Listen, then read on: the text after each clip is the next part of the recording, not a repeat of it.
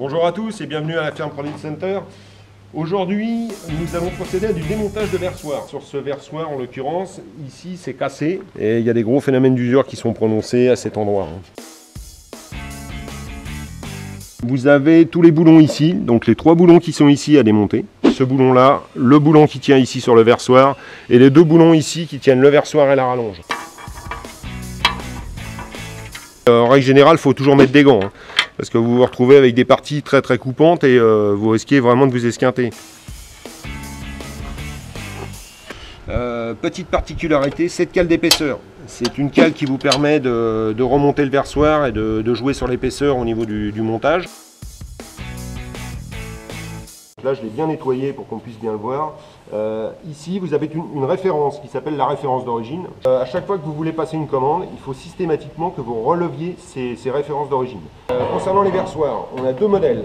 Donc ce modèle en triplex qui est beaucoup plus résistant et aussi qui a une meilleure élasticité.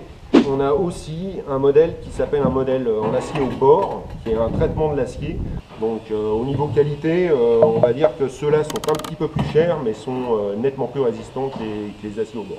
Là, je les ai reçus, ils étaient entièrement empaquetés, donc très bien emballés.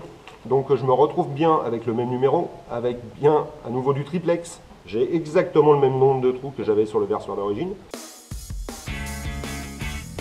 Donc maintenant, l'opération vraiment la plus importante, c'est d'enlever toute cette crasse qu'il peut y avoir ici. Donc de brosser, il faut bien brosser toutes les parties où les pièces viennent se remettre.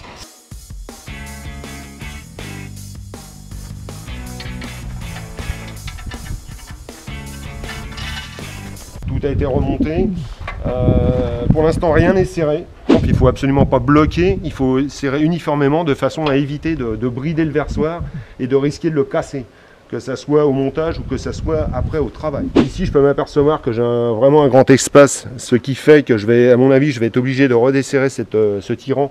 Là, j'ai plus qu'à le régler. Concernant l'avant, au niveau de l'étrave, je vois que j'ai un petit décalage ici, donc il va falloir que je revienne reprendre mon étrave et la redéplacer un tout petit peu. J'ai fini de resserrer les dernières parties que j'avais à vérifier, donc le tirant, le réglage du tirant. Donc là, tout est boulonné. J'ai tout revérifié, ma boulonnerie, impeccable, il n'y a pas de souci. On peut aller travailler, tout est prêt. À bientôt pour de nouveaux tests.